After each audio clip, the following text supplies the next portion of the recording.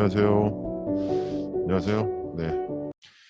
그 근로계약서 작성 실무라고 이렇게 돼 있는 강의안이 아마 있을 거예요. 그래서 이제 그 다른 영역은 이제 그 안내 자료를 보시면 되고요. 이제 노무 쪽에는 제가 3번을 와서 강의를 할 거거든요. 그래서 오늘 제가 지금 하는 게 근로계약서 작성이고요.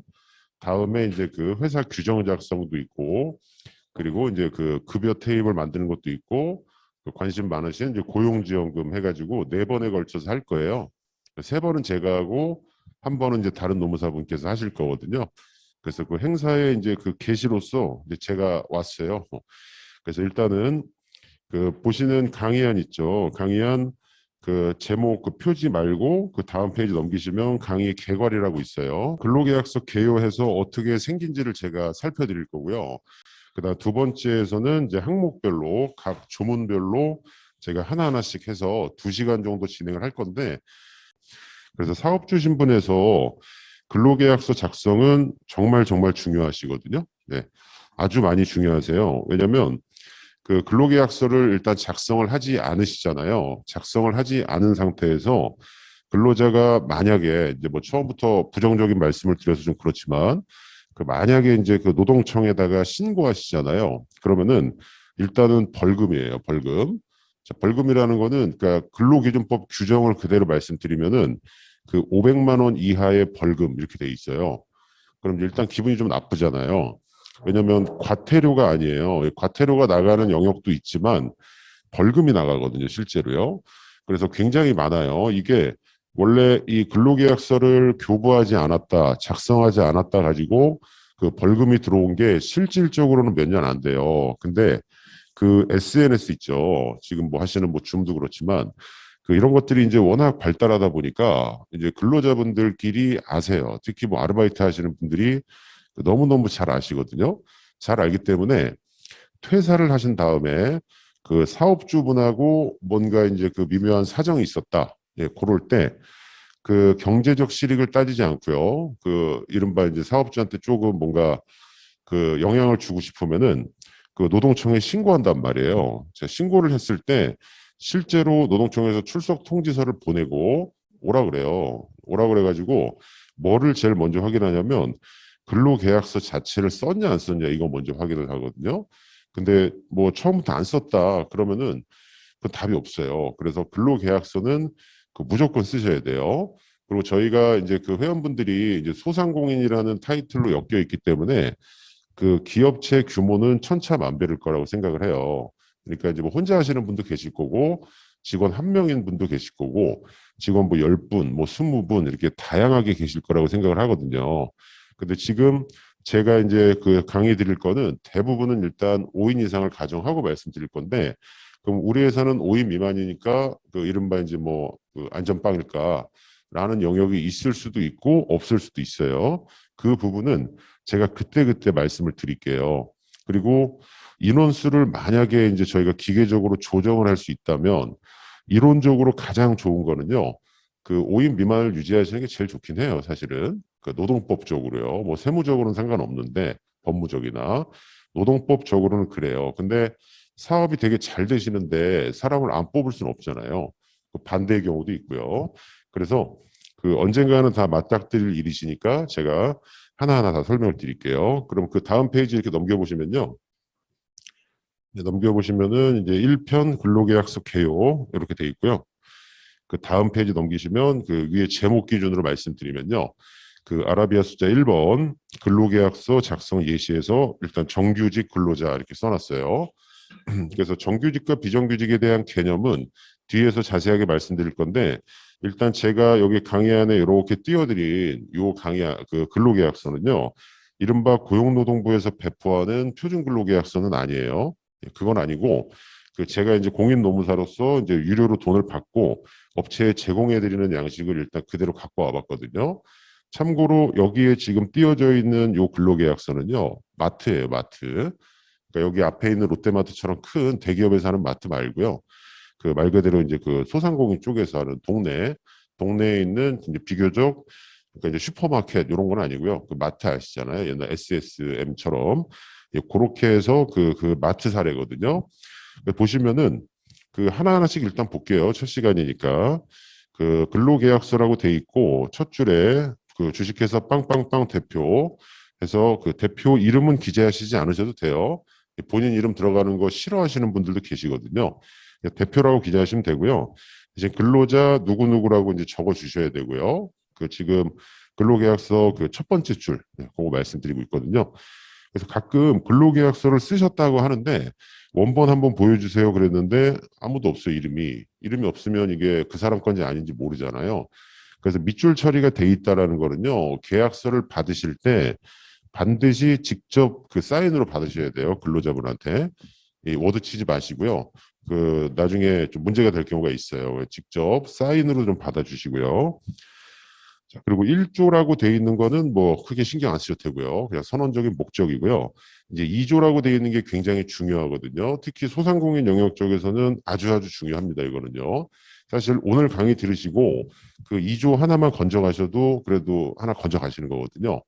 그래서 2조 보시게 되면 근로계약 기간이라고 돼 있어요.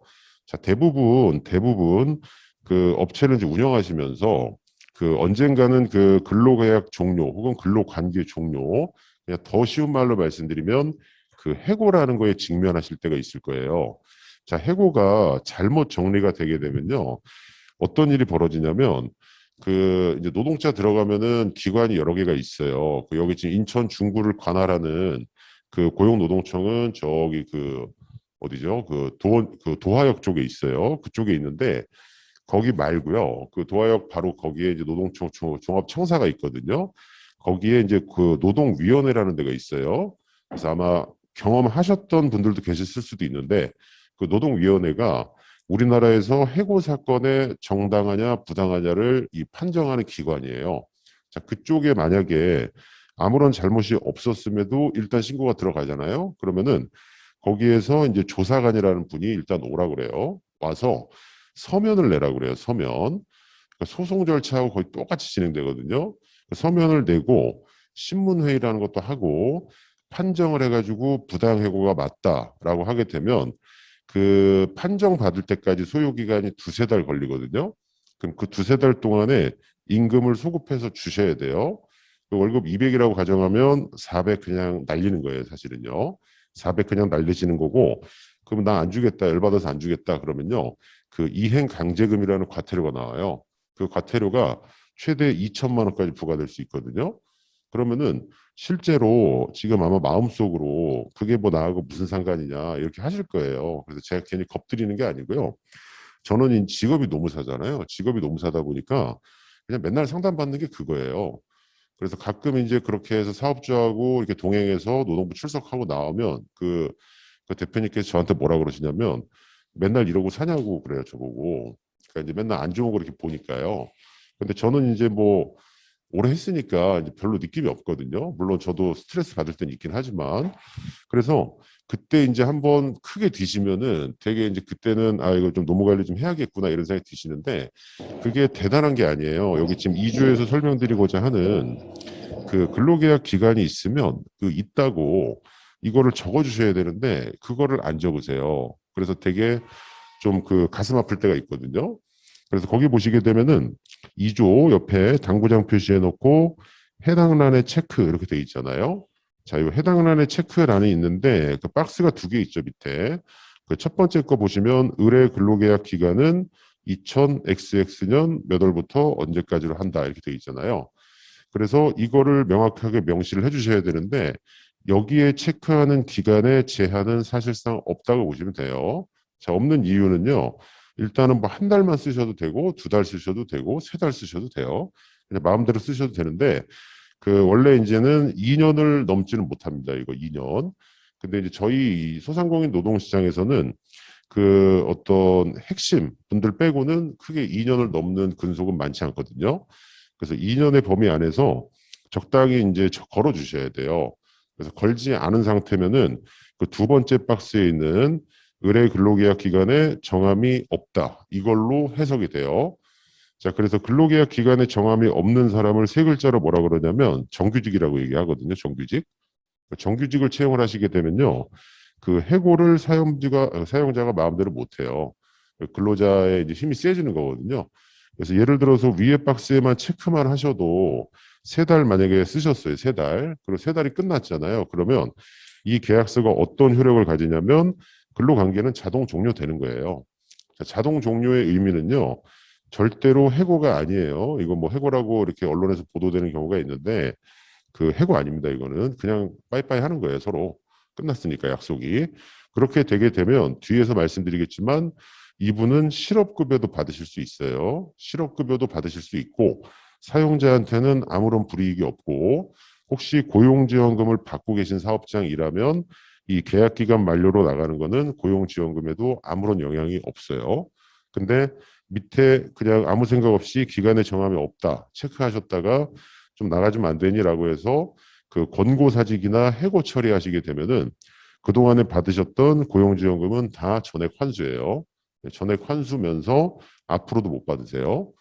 그러니까 그 좌우로 이제 대내적 대외적으로 그 어떤 경제적인 효과 폭발력이 커요. 이 한 조문 때문에. 그래서 꼭 근로계약 기간이 필요하시다고 하게 되면 2년이 넘지 않는 범위 내에서 설정을 해달라는 거예요. 예, 그 최장 2년이고요. 그러면 한 번 더 쓰고 싶다 그러면요. 이 계약서를 다시 한 번 더 쓰시면 돼요. 3달 쓰시고 끝났는데 그냥 다시 한 번 하자 그러면 다시 3개월짜리를 쓰시면 돼요.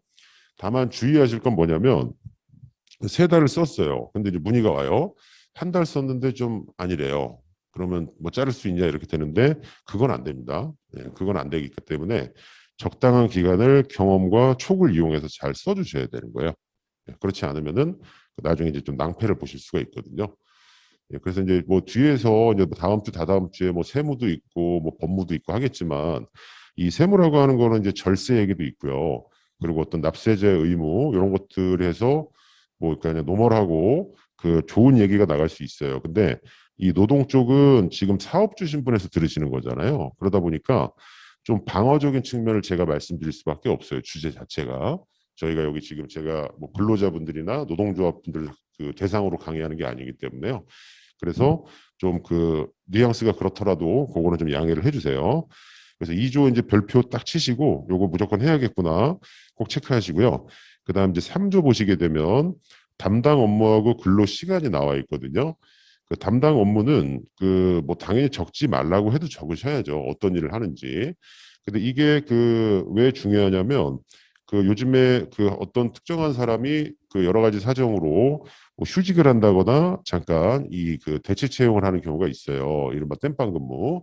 그럴 때 이 사람이 대체 채용자가 맞는지를 확인하는 게 이 근로계약서상 직무거든요. 이 담당 업무. 이것도 정확하게 적어주셔야 되고 그다음에 동그라미 2번에 근로시간이라고 나와 있는데 자, 요거는 좀 사실 좀 길어요. 지금 보시면 09시부터 22시까지 일을 하는 상황이에요. 실제 사례거든요. 그러니까 아침 9시에 오셔가지고 저녁 10시까지 일을 해요. 그리고 그 괄호 안에 보시게 되면 매월 5번 쉬거든요. 5번 쉬시고 월 1회 연차 휴가를 하나 플러스예요. 그래서 매월 연차를 쓰는 계약서고 그 쉰다라는 개념으로 하면 5 더하기 1 해서 6번 쉬는 계약서예요. 그러면 직관적으로 딱 보셔도 아, 일 살벌하게 오래 하는 분이네 이런 생각 들잖아요. 근데 이게 마트라 그랬고 이분이 점장이에요. 지금 점장. 점장이면 사업주 다음으로 이제 지배인이라고 보시면 되거든요. 그래서 잠깐 다음 페이지 넘기시면요. 그 4조 내용을 보시게 되면 자, 이분의 월급이 나와 있어요. 이거는 뭐 제가 손을 안 고친 거예요. 상호만 지운 건데 월급이 의뢰임금 체계는 포괄역산 임금제를 원칙으로 하며 월급 총액 세전은 520만 원 돼 있거든요. 돈을 많이 받으세요, 이분은. 돈을 많이 받아서 그 이제 500이면 많이 받는 거잖아요. 근데 그냥 받는 게 아니라 다시 앞 페이지로 오시면 일을 많이 하세요. 이 근로 시간이 길어요. 이 칼퇴하시는 분이 아니거든요. 그렇죠. 그리고 대부분은 주 5일 근무면 한 달에 8번에서 10번 쉬시는데 이분은 지금 뭐 6번밖에 못 쉬거든요. 물론 중간중간에 쉬시겠지만 그 밑에 동그라미 3번 보면 그래도 하루에 2시간의 휴게 시간이 이렇게 있어요. 예, 그럼에도 근로 시간이 어쨌든 길어요. 그럼 이쪽에 대해서 관심이 많으신 분이 아마 속으로 이거 이른바 뭐 52시간 근무 위반 아니냐라고 생각하실 거예요. 그 위반 맞거든요. 맞는데 이분은 점장이기 때문에 관리 감독직이에요. 그 관리 감독직은요. 52시간 제한을 받지 않아요. 받지 않기 때문에 여기는 그냥 이렇게 생겨 먹은 거예요. 예, 그래서 짧은 걸 갖고 오게 되면 이게 별게 안 보여가지고 제가 일부러 좀 극단적인 걸 갖고 왔어요. 자, 그리고 또 그 하나하나씩은 제가 두 번째 시간에 디립다 팔 거고요. 일단 개요만 이렇게 살짝 볼게요. 자, 동그라미 4번 보시면 그 주휴일이라고 돼 있죠.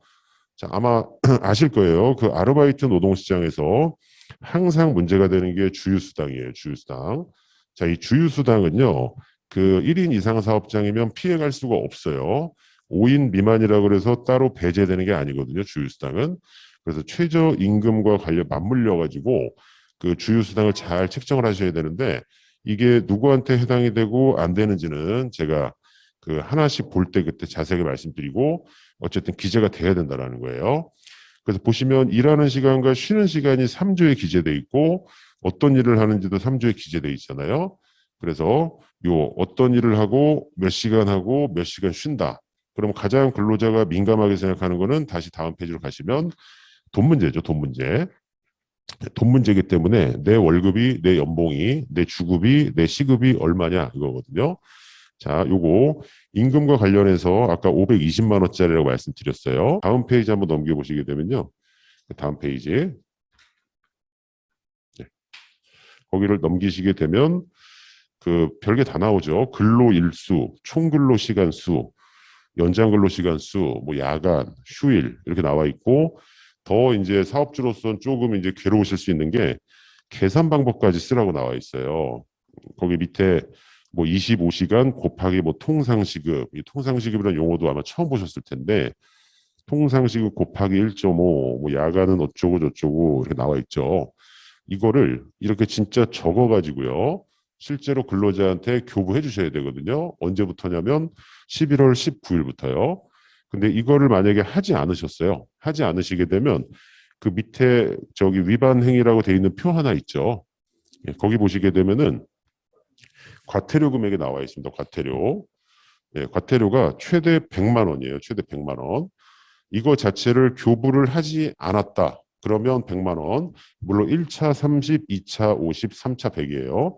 근데 대충 기재했다. 그래서 사실과 다르게 기재했다 그러면 그 절반인 50만 원까지 실제로 과태료가 부과가 될 거거든요. 네, 그래서 어떻게 보면 이제 좀 그 근로자 입장에서는 되게 이제 좋은 거고요. 이게 명확하게 나오는 거니까. 사업주 입장에서는 하셔야 될 게 조금 많아진 상황이에요. 그래서 다시 일단 눈으로 보셨으니까 다시 아까 그 페이지로 오셔가지고 임금 돼 있는 네, 다시 4개 페이지 앞으로 한번 와보세요. 네, 4개 페이지 앞으로 오시면 근로계약서 작성 예시, 정규직 근로자 총괄 4조 임금 나와 있는 거 있죠? 예, 그쪽을 보시면 자, 그래서 이 도표가 의미하는 게 어떤 거냐면 임금 명세서 교부 사항에 들어가야 되는 근거 시간이 되는 거예요. 이런 것들을 이제 촘촘하게 계산을 하셔야 된다라는 거예요. 그래서 이 숫자가 어떻게 나왔는지는 이제 산수긴 한데 그게 이제 오늘의 주제는 아니기 때문에요. 그거는 제가 다다음 주가 아니죠. 11월 16일이니까 그때는 아마 추울 겁니다. 아마 굉장히 추울 텐데 그때 제가 이제 말씀드리기로 하고 그 다음 페이지로 넘겨보실게요. 자, 이제 5조의 이제 근로계약서 특례 이렇게 나와 있는데요. 여기 나와 있는 5조와 6조 중도 해지 요 관련된 사항은 이른바 근로계약서의 필수 기재 사항은 아니에요. 그러니까 안 적으셔도 돼요. 이거는 제가 그 업체에 드리는 거니까 좀 더 집어넣은 거예요. 그래서 오늘 강의 들으시고 이거를 적당히 이제 활용하실 생각이시라면 그 4조까지는 무조건 넣으셔야 되고요. 5조, 6조는 안 적으셔도 상관없어요. 근데 7조에 있는 연차휴가 있죠. 예, 이거는 일단 필수 기재사항입니다. 필수 기재사항. 이 휴가는 들어가야 되는데 그거 보면 좀 볼게요. 7조 제1항을 한번 보시게 되면 연차휴가와 관련된 사항은 근로기준법에 따른다. 이렇게 돼 있잖아요. 이렇게 적어놓은 이유가 그 제가 예를 들어서 5인 이상 사업장이라고 하게 되면 이걸 넣지 않았을 거예요. 그래서 거기 괄호 안에 5인 미만 시 적용 제외 이렇게 돼 있잖아요. 그래서 이건 어떤 거냐면 그 이른바 연차 휴가라고 알고 계시는 우리가 연차 그거는 상시 근로자 수가 5명 이상일 때 적용이 돼요. 그 5명을 어떻게 셈을 하는지는 이따가 말씀드릴 거예요. 그래서 5인 이상이다 그러면 적용됐다가 5인 미만이면 적용 안 됐다가 이렇게 되는 거예요. 그래서 이 인원의 어떤 출렁출렁에 따라 가지고 결정될 수 있는 거고요. 그리고 이제 그 동그라미 2번 보시면 갑과 을은요, 관공서 휴일 또는 학예 휴가를 연차 휴가로 대체해서 사용하며 동의한다. 이런 게 있어요. 자, 학예 휴가를 보통 주시죠. 보통 이제 뭐 7월 말 8월 초에 많이 주시는데 이 학예 휴가는 법정 휴가가 아니에요. 이것도 뭐 항목별로 뒤에서 보겠지만 법정 휴가가 아니거든요. 그 특히 그 지금 올해 기준으로 말씀드리면은 그 대부분 아마 30인 미만 사업장에서 오셨을 거예요. 그래서 올해 현재 기준으로는 그 저번 주에 있었던 추석 연휴 있죠? 예, 그것도 그 저희가 쉬는 날은 아닙니다. 그것도. 그러니까 근로자가 쉬는 날이 아니고요. 공무원이 쉬는 날이에요. 관공서 휴일은. 근데 공무원이 그 쉴 때 학창 시절을 떠올리시면은 다 쉬셨죠. 그죠? 그때 그 저희 다 국공립 나오셨잖아요. 뭐 돈 많으시고 좀 부유하게 자라신 분은 사립 나왔겠지만 대부분 이제 국공립 나오거든요. 그러다가 고등학교 뭐 가고 하면 이제 사립을 많이 가시는데 사립은 어차피 거의 절반 이상의 그 운영비를 그 보조를 받아요. 그런 상황이니까 선생님들은 공무원이었기 때문에 이 그분들이 쉰 거예요, 사실은. 학생 보고 쉬라 그런 거고 그러다가 이제 대학교 가셔도 또 쉬죠. 그러다 직장을 갔는데 안 쉬어요, 갑자기. 그럼 왜 전 안 쉽니까? 그러면 공무원이 아니기 때문이에요. 근데 내년부터는 공무원, 비공무원 가리지 않고요. 달력상 빨간 날, 그러니까 관공서 휴일, 그러니까 멋있는 말로 관공서 휴일, 그냥 저희 말로 빨간 날은 이제 5인 이상 사업장이라면 다 쉬셔야 돼요, 이제. 다 쉬셔야 되고, 그럼 그날 근무를 하셨다. 그러면 휴일 근로 수당이 나가야 돼요. 그렇지 않으면 이제 이게 근로기준법도 위반이 되거든요. 그래서 제가 계속 5인, 5인 이렇게 말씀드리잖아요. 근데 분명히 이제 언젠가는 사업이 커지면 5인이 넘어갈 거고 이미 넘어가신 분도 계실 거예요. 그리고 5인이 또 넘어갔다가 반대로 5인 밑으로 떨어질 수도 있거든요. 그 사업의 상황에 따라서. 그래서 일단 5인 이상이라고 염두에 두시고 그냥 계속 들어보세요. 그래서 연차 휴가는 5인 이상이다. 그래서 주변에 사업하시는 분이 있는데 2명, 3명 데리고 있는데 직원이 연차 휴가를 따진다. 그럼 고민하지 마시고 그냥 연차 없습니다. 거기는. 없다고 얘기해 주시면 되고 그리고 관공서 휴일도 5인 미만은 적용이 없어요. 그러니까 뭐 내년에 아무리 뭐 빨간 날 된다 해서 기사가 막 나와도 5인 미만이면 상관없어요. 근데 5인 이상이라 하더라도 학예 휴가는 법정 휴가가 아니기 때문에 연차에서 소진하셔도 상관이 없어요. 뭐 그게 좀 야박하다 하면 따로 주셔도 되는데 그 이제는 이제 대한민국이 이제 많이 쉬어요. 그러니까 실제로 쉬는 거는 사업장 사정에 따라 다르겠지만 제도적으로는 이제 거의 그 선진국 수준으로 갔어요. 거의 그 영국, 프랑스 수준으로 갔거든요. 왜 그러냐면 그냥 한번 편하게 들어보세요. 한 귀로 듣고 한 귀로 흘리셔도 돼요. 그 달력을 이렇게 보시면은 그 일요일이 52번 나와요. 52번. 근데 2004년 전까지만 해도 대한민국은 주 6일 근무했거든요. 그러니까 정확하게 이제 5.5일이었죠. 그러니까 토요일이 반일 근무였어요. 그래서 아마 그때 기억하실 거예요. 1시까지 일하고 집에 갔거든요. 제가 이제 그 지금은 이제 사무실이 서울에 있는데 처음에 개업을 인천에서 했었어요. 저기 그 당시 노동청에 있었던 구월동에서 했었거든요. 그래서 한 3년 하고 그 시원하게 말아 먹었어요. 왜냐면 뭐 되지도 않더라고요. 그래서 했는데 그때 그래도 토요일 날 나와서 일을 하고 경인고속도로 타고 이렇게 집에 가면요. 차가 되게 막혔어요. 퇴근 차들이 많아가지고. 근데 지금은 주 5일로 바뀌었잖아요. 그러다 보니까 토요일까지 쉬세요. 그러면 52일에 일요일에 정확하게 2배인 토요일까지 넣으면은 104일 쉬거든요. 그럼 365분에 104가 거의 30%예요. 30% 일단 쉬고요. 그다음에 연차 휴가를 적용받으면은 기본적으로 15개 1년에 그리고 1년이 안 된 분들에 대해서는 11화가 또 추가가 돼요. 26개. 거기에다가 이 관공서 휴일이 1년에 15개. 언제 나오냐면 평일에 나와요. 평일에. 올해 같은 경우는 9개밖에 없어요. 평일에. 9개밖에 없는데 그것 때문에 지금 대체 공휴일까지 법을 바꿔버렸잖아요.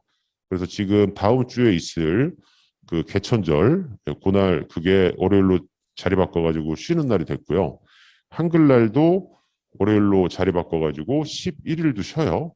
4일도 쉬시고 11일도 쉬시고 이렇게 이제 쉬는 걸로 되게 제도 개선이 많이 됐어요. 그래서 거의 그 이제 주말 빼고요. 그냥 아무 어떤 복리후생 규정이 없다 하더라도 5인 이상 사업장에서 만 1년 근무하시게 되면 근로자가 41일을 쉴 수 있어요. 41일. 연차 26일하고요.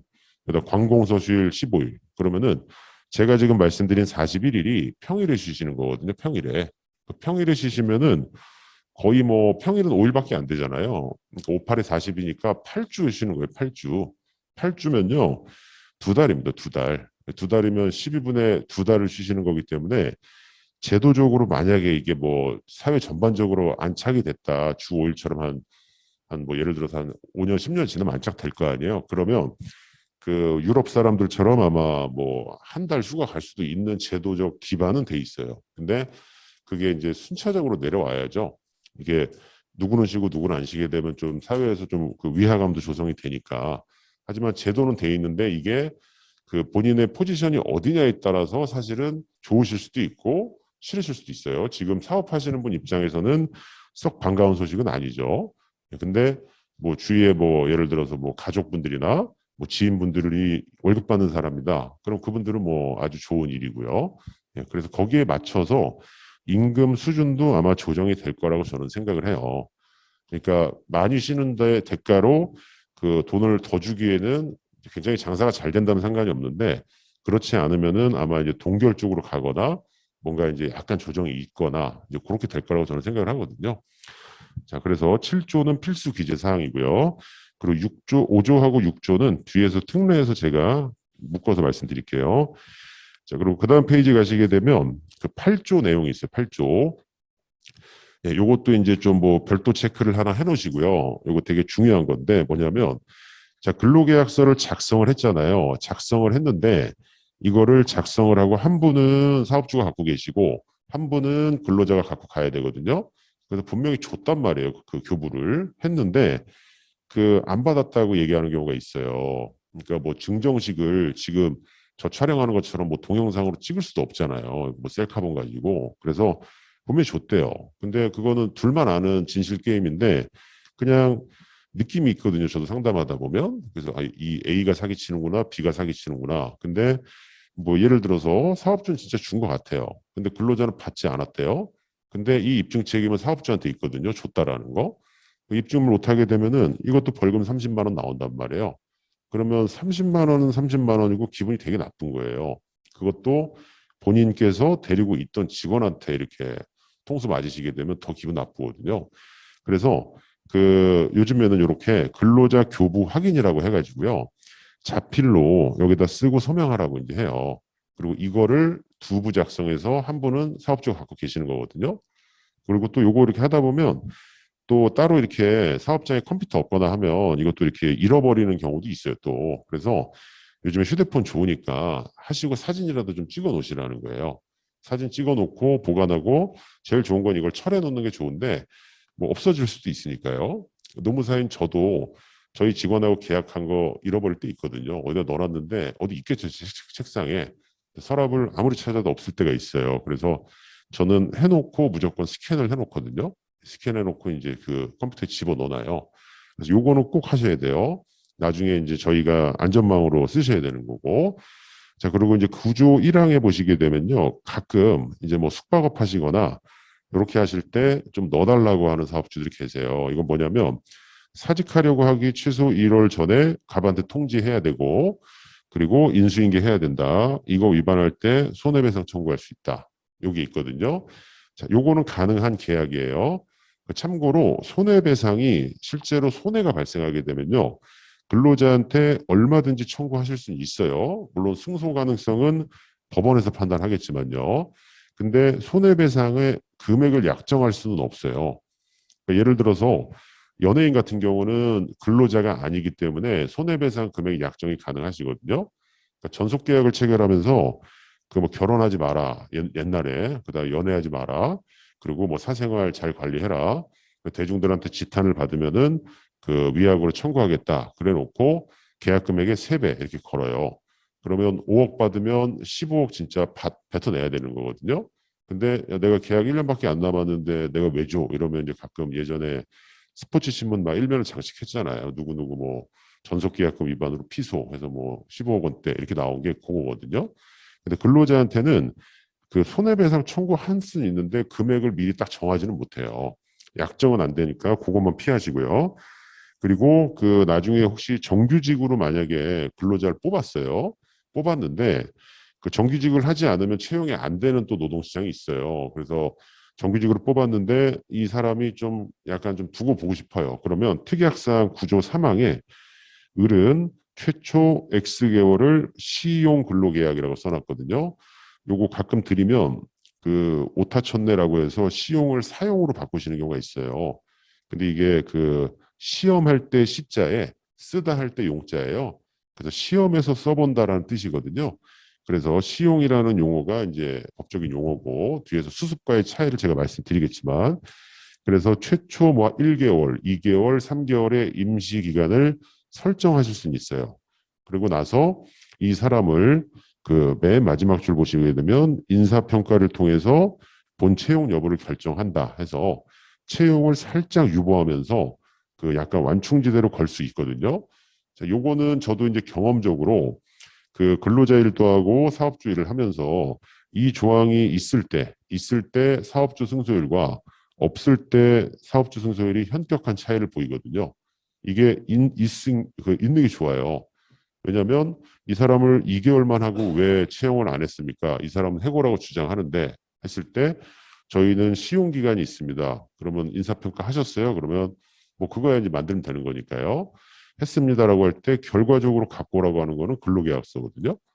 어떤 계약서냐면 이분의 이렇게 사인이 들어간 계약서가 있어야 돼요. 그러면 그쪽에서 얘기하겠죠. 당신도 여기다 다 동의하고 사인하지 않냐. 근데 평가 점수가 너무 안 좋다. 안 좋은 이유가 뭡니까 했을 때 그 누구도 말 못하는 게 이제 뭐 지갑, 잦은 조퇴 뭐 이런 거 있잖아요. 그다음에 직원들하고 뭐 맨날 싸우고 이런 것들은 이제 기록이 있으면은 본체형 거부 사유가 충분해요. 예, 이렇게 관리하시게 되면 사람 때문에 상처받으시는 일은 뭐 크게 없어요. 근데 뭐 중이 제 머리 못 깎는다고요? 뭐 저도 사무실 하면서 관리 잘한 건 아니거든요. 강의는 이렇게 하지만 그래도 이제는 저도 하고 있어요. 이제 저도 하고 있고 이제 오늘 이제 귀한 시간 내셔가지고 여기 오셨으니까 여기서 듣고 관련해가지고 좀 이제 챙기셨으면 하는 거거든요. 자, 여기까지가 이제 개괄해서 본 거고요. 그럼 그 다음 페이지 가시게 되면 자, 이제 필수 기재사항이라고 있어요. 필수 기재사항. 자, 지금 대충 이렇게 보셨던 지금 그 연번 1번 보시면 임금 나와 있었고요. 그 구성 항목 막 나와 있었잖아요. 기본 연장 야간 휴일 그거 포함해야 되고 이게 교부까지 돼야 된다라고 아까 말씀드렸어요. 그리고 얼마를 받을 것인지가 임금, 2번에 소정 근로 시간이 몇 시간 일할 것인가. 그리고 열심히 일하셨으면 쉬셔야 되니까 3번에 휴일, 아까 뭐 주휴일 어쩌고 한 거. 그다음에 5인 이상이면 연차 휴가. 그리고 5번에 어떤 일을 어디서 할 것인가. 이 5가지가 필수 기재 사항이에요. 그러면 어떤 노동 행정적인 틀로 말씀드리면 이게 기재가 돼 있지 않았어요. 안 와도 벌금. 그다음에 기재를 했는데 교부를 안 했다. 그래도 벌금. 그리고 아예 안 했다. 그건 당연히 벌금. 예, 그래서 그 꼭 작성하셔야 된다라는 거예요. 그리고 그 밑에 6번에 뭐 추역 규칙에 위임한 사항에서 뭐 어쩌고저쩌고 나와 있잖아요. 자, 이거는 11월 2일 날 다시 이제 강의를 이 주제를 하게 될 건데 이거는 일단 10인 이상 사업장일 때 작성 의무와 신고 의무가 있어요. 그럼 우리 회사는 10인 안 되는데 상관없겠네요라고 생각하시겠지만 규정은 웬만하면은 촘촘하게 있는 게 좋아요. 노무관리에서는. 그러니까 작성하고 신고 의무가 10인 이상인 거고요. 10인 미만이라고 해서 작성하지 마세요. 이건 아니에요. 그래서 10인 이상 것까지는 안 하시더라도 일부 약식으로라도 갖고 계시는 게 좋아요. 그래야 직원분들이 이거는 왜 이렇게 됩니까? 라고 할 때 규정 봐라라고 해서 그걸 보여주시면 돼요. 근데 그렇지 않으면은 누구는 되고 누구는 안 되고 임의적으로 됐다 안 됐다 하게 되면은 좀 그 안 좋거든요. 특히 직원이 이제 한 4명에서 6명 정도 이렇게 보유하고 계신다라고 하면 나중에는 이제 그 뭐 비밀 연봉제까지는 아니지만 서로 간에 이 소득을 잘 모르게 하시려고 하는 욕구가 있을 거예요. 왜냐하면 예뻐가지고 누구 조금 더 챙겨주잖아요. 그러니까 예를 들어 50만 원 더 줬어요. 실제로. 실제 사례거든요. 많이 상담 받아요. 근데 자기네끼리 술 먹다 얘기한 거예요. 형 얼마 받아? 이래가지고 이렇게 뭐 깔까 말까 하다가 술자리에서 딱 얘기했어요. 그랬더니 나머지 사람들이 이제 시체말 삐진 거죠. 그 집단 퇴사하는 경우도 많아요. 그냥 자기의 어떤 가치를 이거밖에 안 해주냐 해서 그냥 나가버리는 경우도 있거든요. 예, 그래서 그럴 때 그 예를 들어서 뭐 나가니 많이 혹은 그런 거 하면 안 된다라는 거 그게 왜 저는 해야 됩니까 할 때 우리 회사 규정이 이렇게 만들어 놨으니까 여기 봐라. 그리고 그거를 뭐 보이는데 게시하던가 언제든지 열람을 할 수 있게끔 해주시는 게 좋아요. 예, 그렇지 않으면은 좀 원칙이 없이 이게 들어가는 경우가 있거든요. 그건 좀 주의를 하시고 그건 나중에 그 강의에서 말씀드리기로 하고요. 그 다음에 다음 페이지 다시 가시게 되면 아까 보셨던 그 임금 명세서 이제 신설 서식 예, 이렇게 생긴 거 해주셔야 된다. 자 그리고 그 오른쪽에 보시면은 뭐 일용직 근로자 이렇게 나와 있죠. 그 지금 보시는 그 페이지에서요. 그래서 일용직 근로자는 잠깐 하고 나가시는 거니까 뭐 생년월일이나 사번은 안 적어도 된다라는 거예요. 그리고 다음 페이지 넘기시게 되면 다시 이제 오른쪽 보시게 되면 그 5인 미만 사업장 이런 말이 있죠. 예, 5인 미만 사업장이 이거 안 해도 된다라는 게 아니고요. 이게 아니고 5인 미만 사업장은 그 연장 야간 휴일에 대해서 가산임금에 적용이 안 돼요. 그러니까 보통 저희가 1.5배 받는다 이런 얘기 하시잖아요. 그게 5인 미만 사업장에는 적용이 안 되거든요. 그래서 여기 서식에 있는 연장 야간 휴일을 적지 않아도 된다라는 거지 총 근로시간 수는 적으셔가지고요. 이 지금 산출 서식은 교부를 해주셔야 돼요. 해야 되는데 구체적인 내용이 이 5인 이상보다는 그 들어갈 내용이 조금 적어진다. 이 정도예요. 네, 그래서 요거 11월 19일이니까 올 마지막 그러니까 12월 달 월급 나갈 때는요. 12월 달에 지급하는 월급은 요거대로 하셔야 되는데 처음에는 당연히 안 하셔도요. 크게 제재가 없을 거예요. 왜냐면 이제 분부를 떼야 되니까. 그래도 알고는 계셔야 되니까 제가 말씀드린 거고요. 그 2편으로 이제 뒤에 페이지 하나 넘기시고요. 그 근로계약 기간까지만 말씀드리고 이제 쉽게요. 한 5분 정도 설명이 걸릴 건데요. 그 다음 페이지 가시면 이제 1-1 해서 앞에서 이제 보셨던 그 2조 내용을 제가 화면을 잘라서 갖고 왔고 그 밑에 설명에 대한 코멘트가 들어가 있거든요. 네, 거기 2편이라고 되어 있는 그 강의한 다음 페이지입니다. 자, 그래서 1-1 예, 근로계약 기간 정규직 여부 이렇게 되어 있죠. 자, 보시게 되면은 그 2조의 내용은 아까 앞에서 보셨고 그 밑에 설명 나와 있는 아라비아 숫자 1번을 한번 보시게 되면요. 자, 기간제 근로계약을 체결하는 경우 특별한 사정이 없는 한 근로계약 기간은 존속 기간이니까요. 여기 보시면 그 기간이 만료함에 따라서 사용자의 해고 등 별도의 조치 없이 근로관계는 당연 종료되는 거예요. 그러니까 해고가 아니에요. 누군가 저 기간 만료에 재계약 안 해주세요. 저 잘렸습니다. 그러면 그 정서적으로 그렇게 느낄 수는 있지만 법적으로는 아무런 상관이 없다라는 거예요. 그래서 이른바 해고 예고 수당이라고 하는 해고 수당도 지급하지 않아도 되거든요. 전혀 상관이 없어요. 이거 많이 물어보시는 거예요. 그래서 여기 그 다음 내용 보시면 이 경우 근로계약 갱신 거절은 해고가 아니기 때문에 그 정당한 이유를 필요로 하지 않는다. 이거는 그냥 끝내도 된다는 얘기예요. 제가 또 계속 읽어볼게요. 그러나 일정한 요건이 충족되면 요거는 저희 소상공인 노동시장에서 크게 해당은 없어요. 근데 언론에 가끔 나와서 이것 때문에 해고라고 오해하시는 건데 한번 볼게요. 일정한 요건이 충족되면 당해 근로계약이 갱신된다는 취지의 규정을 두고 있는 등 이건 뭐냐면 무조건 너는 정규직 돼 하고 희망 고문을 열심히 준 거예요. 녹취도 했고 근로계약서에 별거 없으면 무조건 갱신된다라고 했는데 잘 가 이렇게 얘기하게 되면 그냥 서운할 거 아니에요. 예, 그 서운함을 왜 서운하니 그랬을 때 희망 고문을 당했다 이거예요. 그거를 법에서는 이 갱신 기대권이라고 얘기를 해요. 갱신될 거라고 기대가 돼 있는데 왜 안 해줘라고 하게 되면 그때는 해고로 판정받을 수 있어요.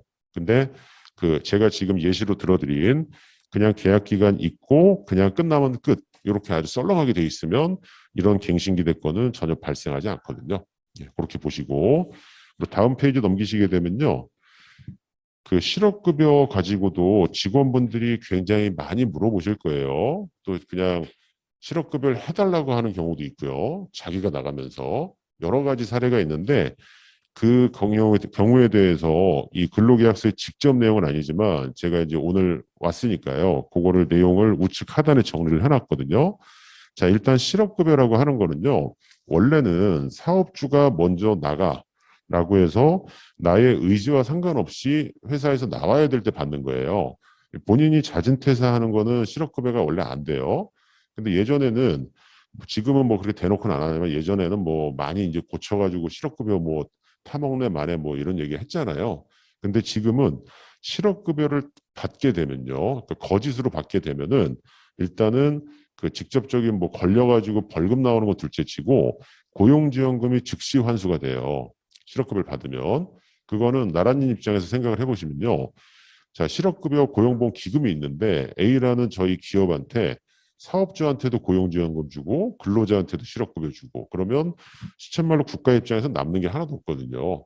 그러니까 실업급여만 받던지 고용지원금만 받던지 그리고 고용지원금을 받는다라는 건 채용이 원활하게 이루어지는 건데 거기서 왜 갑자기 실업급여가 나오냐 이게 논리적으로도 모순이에요.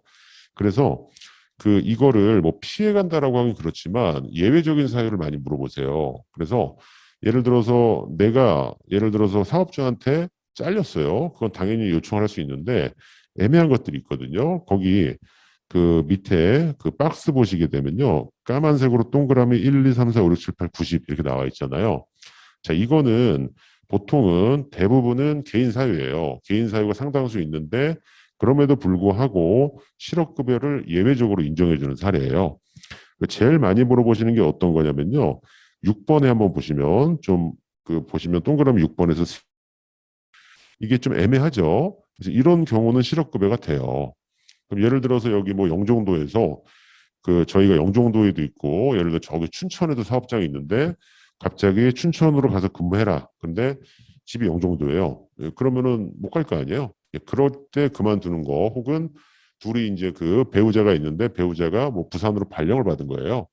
그래서 그런 식으로 같이 내려갈 때는 개인 사유지만 실업급여가 되면서 고용지원금에도 전혀 영향이 없어요. 예, 그래서 6번 많이 물어보시고 7번 부모, 동거, 친족의 질병 등 간호에 따른 휴직을 요청을 했는데 승인을 못 받은 거예요. 예, 그래서 저 그냥 그만두겠습니다. 이런 경우도 그 받으실 수 있어요. 그리고 요즘에 이제 조금 많이 물어보시는 게 10번에 있는 임신, 출산, 육아휴직을 사업주가 승인하지 않은 경우, 이런 경우가 있거든요. 이런 경우도 실업급여는 되는데 이제 사업주 입장에서 굉장히 기분 나빠하시죠. 왜냐하면 내가 이거 승인 안 해서 만약에 실업급여를 받게 해주면 이거 내가 승인 안 한 걸로 과태료 나오지 않습니까? 하는데 과태료까지 부과하지는 않아요. 왜냐하면 그 임신, 출산, 그러니까 뭐 출산이야 사실은 뭐 출산이라고 하는 어떤 육체적인 행위가 있으니까 그런데 육아휴직은 그 아기가 8세까지 쓸 수 있거든요. 3세인 엄마나 아빠가 신청했을 때 지금 사업장 바쁘니까 아직 3살이니까 내년에 쓰면 안 되냐라고 그 시기 변경을 권유할 수는 있어요. 그렇기 때문에 뭐 과태료가 나오거나 그런 거는 없거든요. 예, 그래서 10번도 가능하세요. 그래서 이런 것들은 다 이제 되는데 이걸 그냥 주지는 않고요. 그냥 준다고 하면 그냥 다 뭐 거짓말 할 거 아니에요. 그래서 이건 철저하게 문답서로 다 조사를 하고요. 증빙자로 다 내라 그래요. 주민등록 전입한 거 내라 그러고 그다음에 누가 아픈지 어디가 아픈지 다 내라고 해요. 그런데 이 근로계약기간 만료로 들어가게 되면요. 이런 거 보지도 않고요. 신고하면은 그냥 그대로 실업급여가 나오고요. 그리고 사업장에도 아무런 그 고용지원금의 불이익이 없다라는 거예요. 예, 그거 때문에 제가 쭉 써들다가 다시 위의 내용으로 말씀드린 거거든요. 자, 그래서 일단 그 첫 번째 시간은 이 정도 설명드리고요. 지금 이제 1-3 그 근로계약 기간 거기에 대해서 다시 한번 설명을 이어서 드릴게요. 여기 이제 그 보시게 되면은 예, 그 출력된 거는 이게 좀 까맣게 나와서 그런데 그 정규직과 이제 비정규직의 개념인데요. 요거는 그냥 상식선에서 그냥 탑재하시면 돼요. 상식선에서. 그러니까 누가 정규직이고 누가 정규직이 아니냐. 이 이제 가끔 문의를 하셔가지고 요 강의 안에 갖고 왔는데요. 일단은 그 연번 1, 2, 3 이렇게 있어요. 거기 내용을 보시게 되면은 그 기간의 정함이 없음 요 말이 있거든요. 자, 이게 아까 설명드린 계약 기간을 설정하냐 안 하냐 이 차이예요. 그래서 보통 그 TV 드라마에 나오는 예전 시대극 보시게 되면은 전형적으로 열심히 일하는 아버지의 모습 있죠. 예, 그게 정규직이거든요.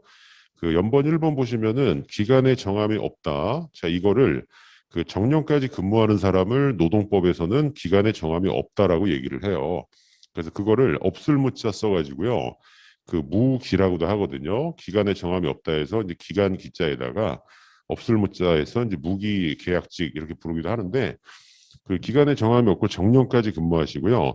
그 연번 2번에 풀타임 근무라고 해서 그 계속 해가지고 그냥 일 열심히 하는, 그리고 3번에 사업주가 한 명이다. 이거 뭐 당연하다고 생각하실 수 있겠지만 사업주가 두 명인 근로자가 이른바 파견 근로자예요. 파견 사업주, 사용 사업주 이렇게 따로 있거든요. 그래서 이게 전형적인 정규직이고요. 이 세 가지 요건 중에 어느 하나라도 사라지게 되면 그분들이 비정규직이에요.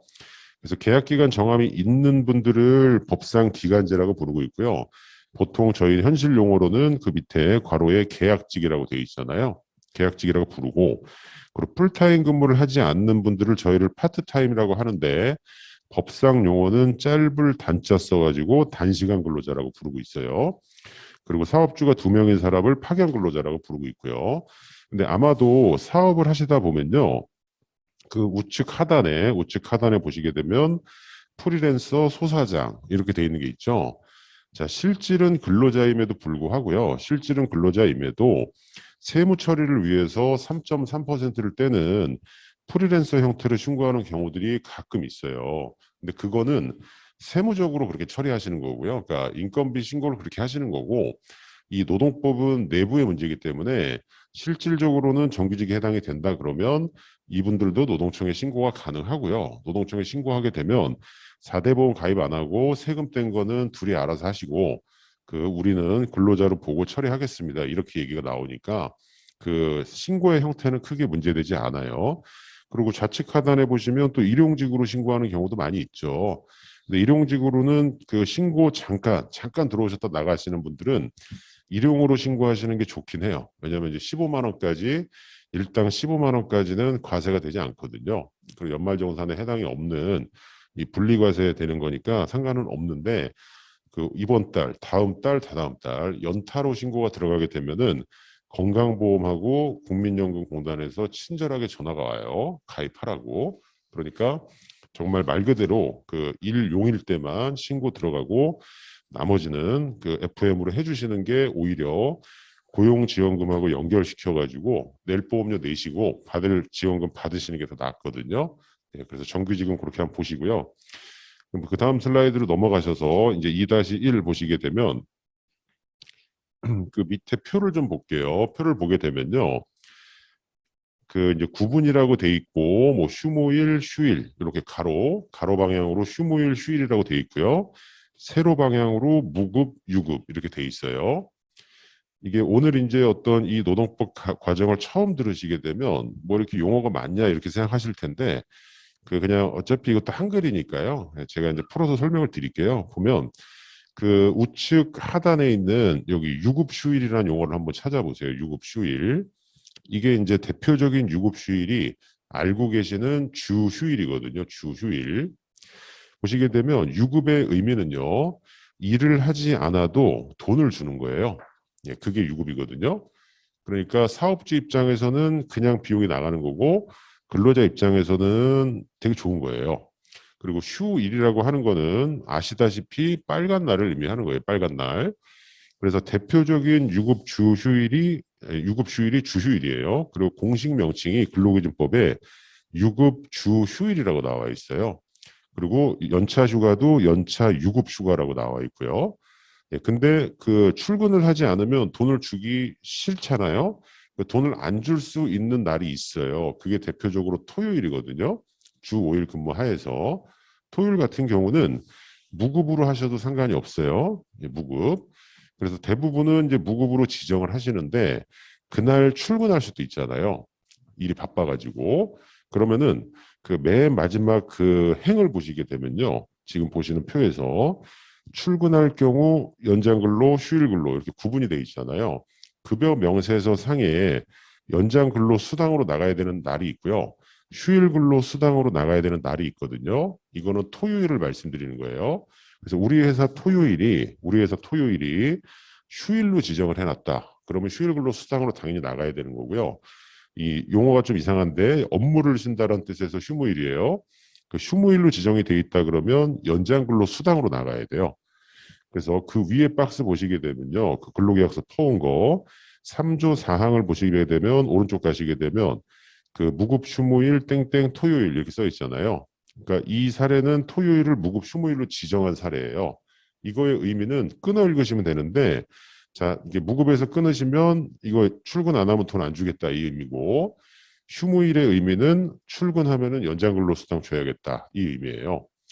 그러면 직관적으로 연장이나 휴일이나 둘 다 시간의 근로고 뭐 그냥 도찐개찐 아니야 이렇게 생각하시겠지만, 그냥 약간 더 들어가게 되면 차이는 분명히 있어요. 근데 오늘 강의에서는 그냥 크게 그 급여 차이는 없다라고 일단은 그렇게 보시되, 용어 차이는 분명히 있다라는 거예요. 그래서 휴일날 나오면 휴일 근로, 이거는 뭐 받아들이기 쉽죠. 휴무일날 일하면 휴무일 근로라고 하면 땡큐인데 연장 근로로 해석을 하는 날이고, 사실 사업주 신분에서 제일 중요한 건 유급이냐 무급이냐예요.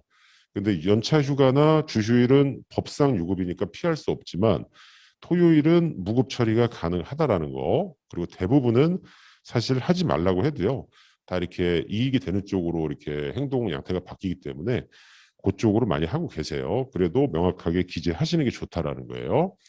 자, 그렇게 해서 토요일 성격 한번 말씀드렸고요. 그 다음 페이지 넘기시면 이제 그 2-2 해서 그 양괄호 1번에 소정 근로 시간이라는 개념이 나오거든요. 자, 요거는 제가 한 2분 정도 떠들 건데 이해 안 되시는 부분은 버리셔도 돼요. 아마 제가 이 지금 강의 슬라이드상 이렇게 삭제선 처리한 거 있죠. 그거 설명드리면 뭐지 이런 생각이 아마 드실 수도 있는데, 예, 그거는 이해 안 되면 넘어가셔도 돼요. 자, 이 소정 근로 시간은요, 이게 뭐 여자 이름처럼 소정 이렇게 되어 있는데 한자로 쓰게 되면 그 장수할 때 소자에다가요, 정한다 할 때 정자예요. 그래서 이제 정한 바 근로 시간이어서 이게 이제 원칙적으로 노사가 약정한 시간이거든요. 그래서 예를 들어서 근로기준법에 적용이 없는 국가다라고 하게 되면 돈이 급하니까 저 모든 잠재력을 발휘해서 하루에 20시간 일하겠습니다. 라고 하고 사업주가 오케이 하면 그게 소정 근로 시간이에요. 근데 중요한 거는 그러던 사람이 가버릴 수가 있기 때문에 그 소정 근로 시간 박스 첫 번째 줄 정의 보시게 되면요, 소정 근로 시간이란 그 수식어가 있습니다. 그 법정 근로 시간 범위에서 이걸 넘어가지 못하게 돼 있거든요. 그 안에서 근로자와 사용자 사이에 정한 근로 시간을 말한다 이렇게 돼 있어요. 그러면은 연장 근로 우리 막 하는데 이거 적으면 못 하는 건가 생각이 드실 텐데, 소정 근로 시간을 딱 정하잖아요. 그러면 그게 국경의 역할을 하고 허들이 되는 거예요. 그래서 그 안쪽에 있으면 연장 근로가 아니고요, 소정을 넘어가게 되면 연장 근로가 돼버리거든요. 그래서 그 밑에 있는 박스 있죠. 밑에 있는 박스가 연장 근로 이렇게 나와 있잖아요. 그래서 거기에 맨 마지막 줄을 보시게 되면요, 50 이상을 가산해서 임금을 지급해야 함 이렇게 돼 있잖아요. 그래서 연장 근로는 당연히 그 50% 가산이기 때문에 1.5배의 대상이 되는 거예요. 물론 5인 이상일 때 말씀드리는 거예요. 근데 그러면 연장이냐 아니냐의 경계는요, 그 경계는 위에서 말씀드린 소정 근로 시간이라는 거예요. 그럼 이 삭제선 처리되어 있는 게 어떤 거냐면요. 자, 거기 위에 박스의 두 번째 줄 삭제선 처리되어 있는 거 제가 한번 읽어볼게요. 이게 제가 삭제선하고 성의 없이 안 지우고 강의안을 드린 게 아니고요. 그 예전에는 이게 맞는 기준이었는데 현재는 아니다라는 의미에서 이렇게 삭제선 처리한 거거든요. 보시면은 그 아르바이트 시장에서 이것 때문에 낭패 굉장히 많이 보세요. 한번 설명드리면, 자, 따라서 법정 근로시간과 이 법정 근로시간을 하루 8시간이라고 마음속으로 탑재를 한번 해보시고, 자, 소정 근로시간을 5시간이라고 한번 해볼게요. 아르바이트. 그럼 다를 수 있죠. 소정이 법정보다 작잖아요.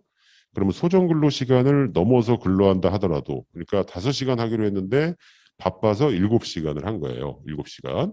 예, 그럴 수 있잖아요. 아르바이트에서.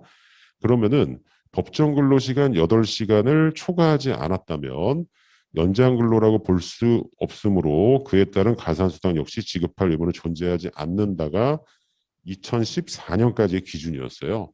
근데 2014년에 기간제법이라고 하는 비정규직법을 개정하면서 소정 근로 시간을 넘어가게 되면 그 8시간이 안 된다 하더라도 돈을 줘야 된다라고 법을 아예 뜯어 고쳐놨거든요. 그래서 거기 계속 다시 읽어보면, 다만 단시간 근로자, 그러니까 5시간 하는 이분은 법내 연장 근로에 대해서 제가 지금 설명드린 7시간에 대해서도 기존에 5시간 정했으면 5시간이 허들이기 때문에 5 더하기 2로 넘어간 거잖아요. 그러면 뒤에 있는 플러스 2는 가산수당을 주셔야 돼요. 이러기 때문에 근로계약서를 그날이 5시간짜리인지 7시간짜리인지를 아주 명확하게 적어주셔야 돼요. 특히 그 단시간 근로자일 때 그게 가장 커요. 그럼 맨날 그 어떤 이제 상담을 하다 보면요, 요거 많이 물어보세요. 아니 7시간밖에 안 했는데 이 옆에 있는 풀타임도 안 주는데 내가 얘한테 왜 줘요? 이렇게 얘기하거든요. 근데 이 근로기준법이 아니라 근로기준법의 또 다른 특별법인 그 기간제 및 단시간 근로자 보호 등에 관한 법률이 있어요. 그게 보통 비정규직법이라고 하는데 거기에 나와 있습니다, 이게. 그래서 주의하셔야 돼요. 그래서 연장 근로는 한마디로 이제 개념 정리하실 때 소정 근로 시간을 돌파한 시간이다. 이렇게 보시고 다음 페이지 넘기시게 되면은 야간 근로 개념이 나오는데요. 이 야간 근로는 보통 퇴근 이후를 보통 우리 야근한다 이렇게 얘기하시는데 그거는 관행적으로 그냥 안에서 쓰시는 용어고요. 근로기준법에서 얘기하는 야간 근로는요. 그 군인들, 대한민국 군인들 강제로 잠재우는 시간이에요. 오후 10시부터 다음날 06시까지. 예, 요게 야간 근로거든요. 예. 그래서 요 시간대 일을 하게 되면 잠을 못 자잖아요. 그러니까 이제 잠을 못 자고 신체 리듬이 안 좋잖아요. 밤새 보시는 분들은 아시겠지만. 그래서 괴로움을 선사하는 시간이에요. 그렇기 때문에 다다음 줄 보시면 마찬가지로 100분의 50 이상을 가산해서 줘야 된다. 이렇게 나와 있고요. 앞서 말씀드린 연장 근로는 소정을 때웠음에도 불구하고 퇴근을 못했기 때문에 괴로우니까 돈 주라는 거예요. 보상으로서. 그리고 그 밑에 있는 휴일 근로 나와 있죠. 휴일 근로는 그 정의 보시면 다음 줄 근로에 의무가 없는 날의 근로예요. 쉬기로 했는데 나왔기 때문에 못 쉬었으니까 다음 주에 또 가산임금을 줘야 된다. 이렇게 나와 있어요. 그러니까 대표적인 시간이라고 알고 계시는 연장, 야간, 휴일은요. 각각 50%가 가산이 되는 거예요. 정확하게는 더할 가짜거든요. 그래서 세 개가 중복 가산이 되게 되면은 그 1에다가 50, 50, 50을 붙이시게 되면 250%까지 할증이 돼요. 이게 보통 이제 뭐 1.5배냐, 2배냐, 2.5배냐 이런 그 논의들이 있는데 2.5배가 나온다라는 거는 특정 시간이 연장이고 야간이고 휴일이고 다 해당되는 거거든요. 이게 언제 발생하냐면 일요일 날 오라고 해가지고요. 그냥 12시까지, 밤 12시까지 근무시키게 되면 이것도 그냥 한 귀로 듣고 한 귀로 흘리셔도 돼요. 밤 11시부터 12시는요. 휴일 날 나왔죠. 일요일이잖아요. 휴일이에요. 그 다음에 이미 9시에 나와서 그 연장 근로 주간 때 진입했으니까 연장이고 또 22시 넘어가는 근무니까 야간이기도 해요. 이런 게 가끔 제조업체나 편의점 이런 데서 그 밤샘 근무할 때 가끔 나타나거든요. 근데 뭐 주간 근무하시게 되면 이렇게 뭐 따따블로 가는 경우는 별로 없긴 해요.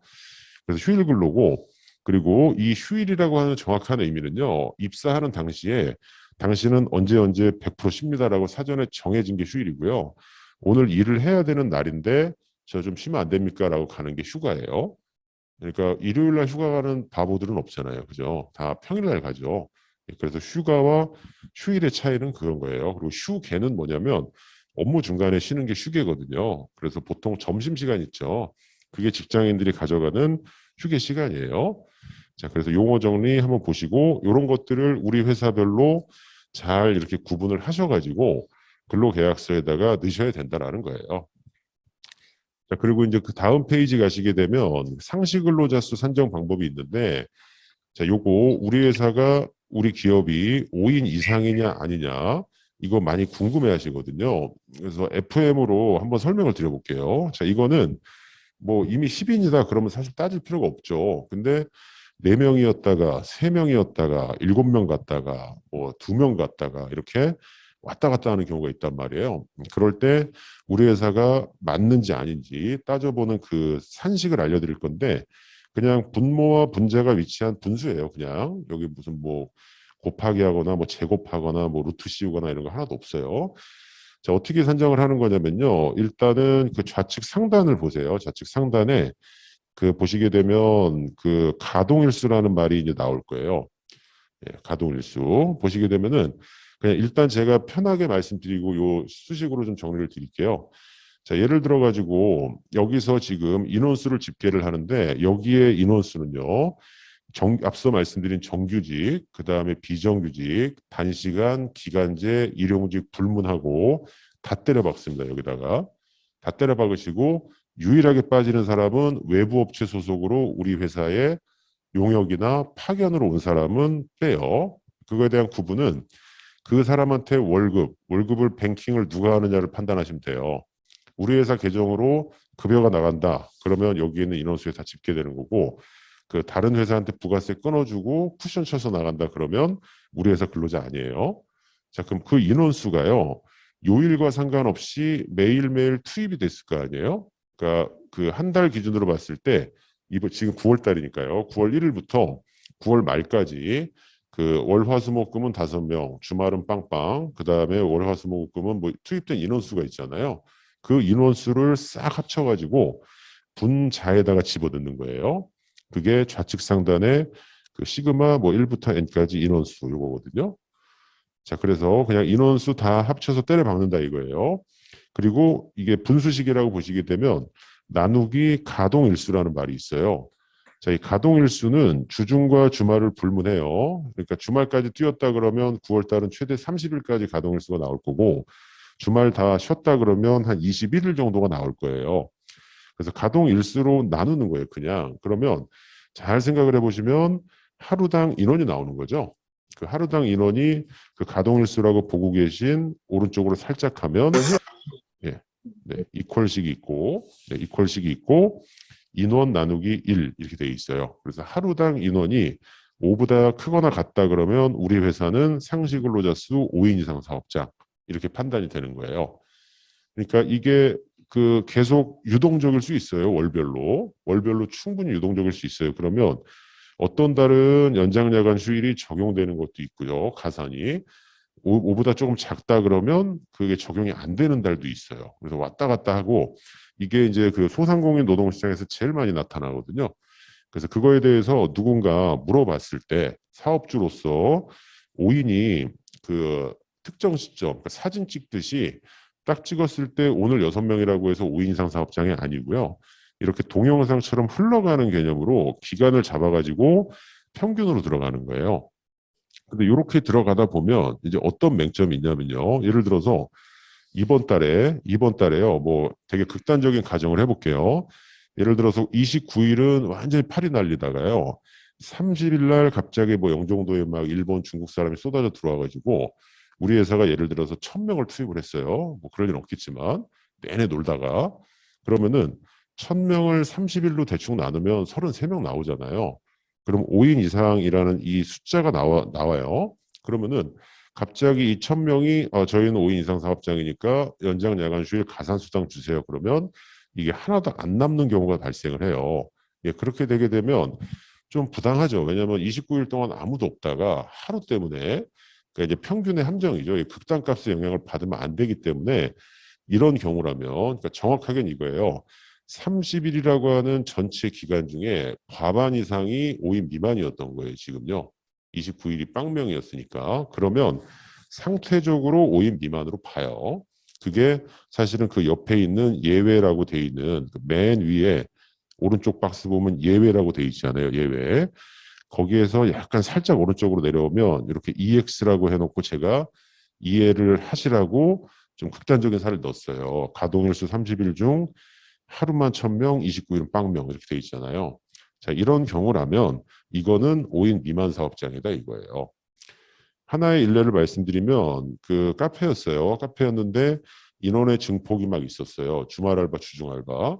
그러면은 이렇게 물어보세요. 주중 알바가 5명이고 그 주말 알바가 2명입니다. 이렇게 물어봐요. 네, 거꾸로죠. 그러니까 주중이 장사가 많이 안 되니까 주말이 더 알바가 많고요. 5명이고 주중은 2명이에요. 그러면 합치면 7명이죠. 그러면 인터넷에 올리시면은 7명입니다라고 그 대답해주는 좀 틀린 답을 말해주는 경우가 있거든요. 근데 이거를 따져보시게 되면요. 일로 나누게 돼 있거든요. 그러니까 지금 주 중에는 2명밖에 기여하지 않아요. 그러니까 하루 인원이 2명이고 그게 7일 중에 5일을 점유하고 있고 뒤에 주말이 비로소 5명인데 전체에서 차지하는 비중은 얼마 안 되기 때문에 이걸 집어넣으시면은 3점 뭐 후반대나 4점 초반대가 나와서 전체 그 뭐 시쳇말로 쪽수로는 7명이지만 요 산식에 따르면은 5인 미만 사업장이에요. 그리고 그 이렇게 메뚜기 뜨면서 들어오는 파트타이머가 있다라고 하면 더더욱 인다나 이런 효과가 더 나타나요. 그러니까 인원수를 더 깎아먹는 효과가 있거든요. 그렇게 되고, 근데 잘못 오인해서 그렇게 계산하는 경우도 있고, 그리고 일단 원칙적으로 오인이 됐어요. 그래서 5인 이상 사업장이니까 저 잘렸습니다 하고 신고가 들어갔어요. 그걸 피할 수 있는 방법은 우리 회사는 5인 미만 사업장입니다를 입증하시면 돼요. 그러면 해고 예고 수당은 나가야 되지만 그 임의대로 해고는 할 수 있는 게 또 5인 미만이거든요. 그러면 5인 미만을 입증하시는 방법은 예외 쪽으로 가서 체크를 하시는 거예요. 비록 5인은 넘었지만 우리 지금 한 달 동안 거의 16일, 17일은 5인이 안 된 상황이었습니다. 라고 과반 이상이 5인이 안 됐다라는 걸 입증해 주시면 5인 미만으로 봐서 산술적으로 5인 이상이 나와도 요거는 피할 수 있어요. 그 적용들을 다 피할 수 있거든요. 근데 반대의 경우도 있어요. 반대의 경우가 그 원칙적으로 했는데 5명이 안 돼요. 그래서 살았다 했는데 또 전체적으로 봤을 때는 과반 이상이 5인 이상인 사업장들도 있거든요. 그게 그 우측 하단에 뭐 박스 하나 있죠. 뭐 통산에서 어쩌고 돼 있는 거. 거기 위로 살짝 가시면 또 EX라고 하나 있어요. EX. 거기 보시게 되면 가동일수 30일 중에서 하루는 빵명이었고 29일은 5명이었어요. 극단적이긴 하지만 이런 경우라면 그 4.9999가 나올 거예요. 숫자가 원래 원칙대로 산정하면.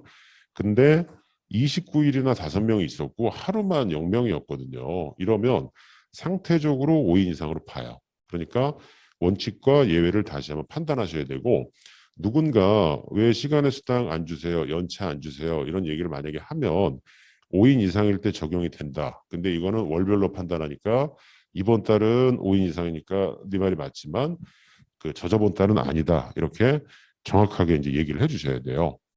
그래서 그 기준 따지는 게 요거고요. 그리고 요것도 그냥 편하게 일단 들으시면요. 이 5인 이상 상태가 12달 연속으로 쳐야 1년 동안 5인 이상이거든요.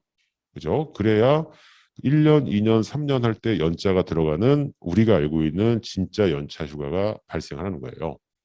그러니까 5인 이상으로 전환됐다고 그래서 연차 휴가가 바로 적용되는 게 아니고요. 5인 이상 상태가 12방 연속 쳐줘야 돼요. 그게 좌측 하단에 그 박스 안에 써놓은 얘기거든요.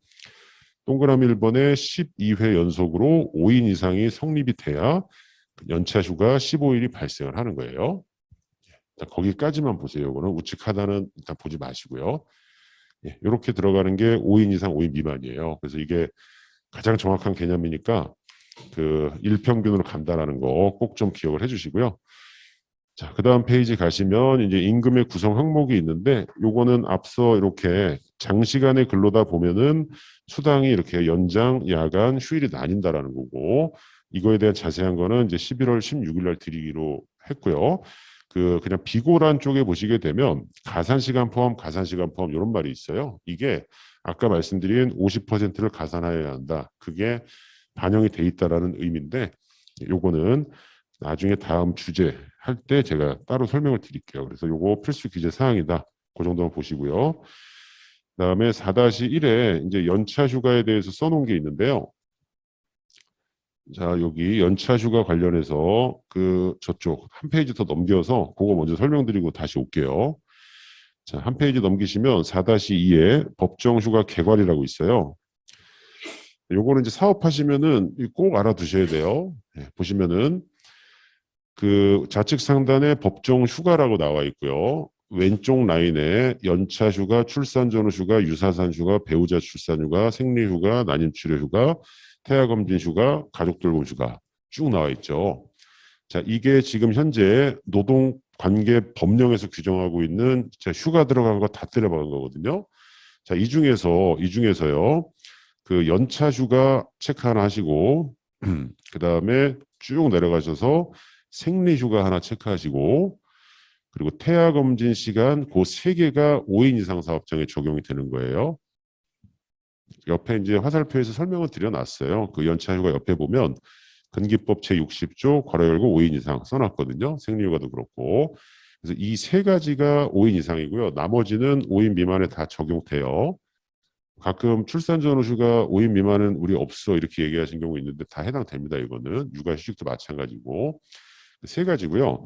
그리고 참고로 생리휴가는 이제 당연히 이제 여성분들만 쓰시는 건데 이거는 무급 휴가예요. 자, 무급 휴가라는 거는 그날 만약에 생리휴가를 쓰셨다. 그럼 월급에서 하루치를 공제해도 돼요.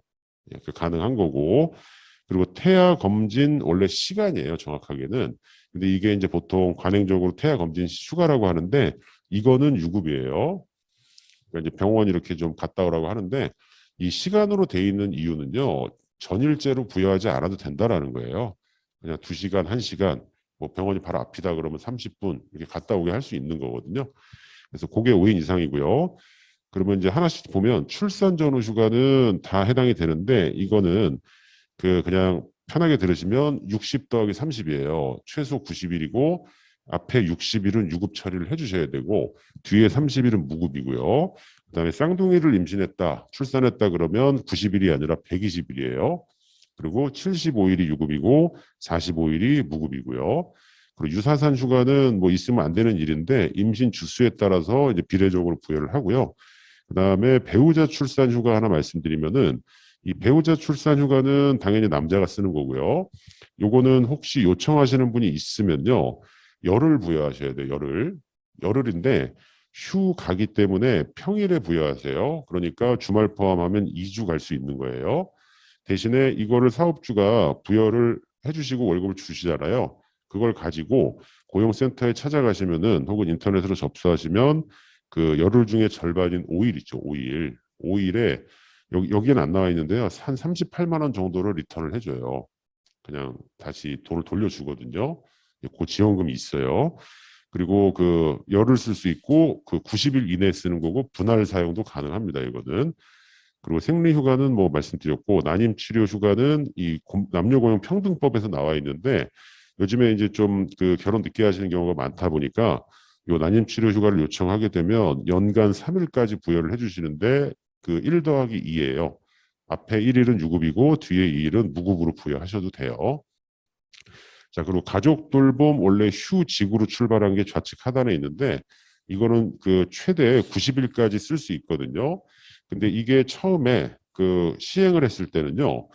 그 가족의 범위를 저를 기준으로 위아래 한 세대 플러스 마이너스 1까지만 인정했어요. 그러니까 제 입장에서 저희 부모님, 제 입장에서 저의 자식 여기까지 인정했는데 이 코로나가 빵 터지다 보니까 그리고 요즘에 이제 그 할머니 할아버지가 봐주는 경우가 많잖아요. 그러니까 할머니 할아버지 기준에서는 밑으로 2세대를 내려가야 손자가 나오는 거거든요. 그래서 가족의 범위를 플러스 마이너스 2세대로 확대를 시켜줬어요. 지금은 그렇게 돼 있고 근데 이렇게 하다 보니까 90일 통으로 휴직을 해야 되니까 그게 탄력적이지 못하죠. 그래서 열흘 정도만 쓸 수 있게끔 하는 게 가족 돌봄 휴가거든요. 그래서 현재 정부에서는 이거를 좀 장려하고 있어요. 근데 이게 기본적으로 무급이에요. 무급이다 보니까 잘 안 쓰세요, 사실은요. 잘 안 쓰는 경향이 있죠. 그래서 지금까지 열거드린 게 이른바 법정 휴가고요. 그러니까 법에서 정한 휴가고요. 그 옆에 박스 지금 보시는 페이지에서 오른쪽에 그 가운데쯤 박스 보시면 참고라고 돼 있잖아요. 그 약정 휴가라는 것도 있어요. 이거는 약속해서 정했다 이런 뜻으로서 기업의 자율적인 결정에 따르는 거예요. 그러니까 우리 회사가 포상 휴가 준다, 근속 휴가 준다, 청원 휴가 준다, 경조사 휴가 준다, 학예 휴가 준다. 이런 것들은 회사 규정에서 정하시기 나름이에요. 안 정하셔도 불법이 아니거든요. 예, 상관없어요. 안 정하셔도. 그래서 아까 말씀드린 학예 휴가가 약정 휴가예요. 그러니까 법정 휴가가 아니니까 뭐 줘도 되고 안 줘도 되는데 이제 대부분은 부여를 하시죠. 그리고 혹시 상식 퀴즈 같은 거 나가시게 되면 그 우측 상단에 보시면 참고에 월차 휴가는 04년 7월 1일부로 폐지됐어요. 없어요. 현재 월차는요. 월차라고 부르시는 그거의 공식 명칭은 연차예요. 연차. 연차인데 아직도 이제 예전 연월차가 있던 시절이 있다 보니까 그게 이제 얘기가 나오는 거예요. 자, 그럼 앞 페이지로 오셔가지고요. 연차가 몇 개씩 생기는지만 간단하게 개괄을 할게요. 자, 이제 중고등학교 때 한 번쯤 보셨을 이제 그래프 같은 게 하나 나와 있는데요. 저기 가로축을 한번 보시게 되면 근속 연수라고 나와 있어요. 해당 그래프 가로축에 우측 하단에요. 그리고 세로축에는 휴가 일수라고 나와 있고요.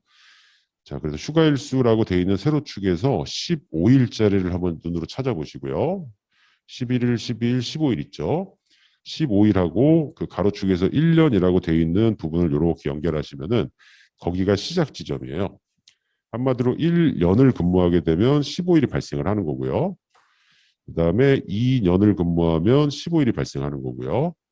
하나씩 오른쪽으로 이동해 보시면 3년 근무하면 16일하고 매칭이 되어 있고요. 4년 근무에도 16일. 그러면 이제 통밥으로 나오죠. 올라가는 코스는 15, 15, 16, 16, 17, 17 이런 식으로 올라가요. 연차별로. 그러다가 한도가 25일이 한도고요. 우측 상단에 있죠. 거기까지 가려면 한 직장에서 22년을 근무하셔야 돼요. 연차는 요 스케줄로 올라가요.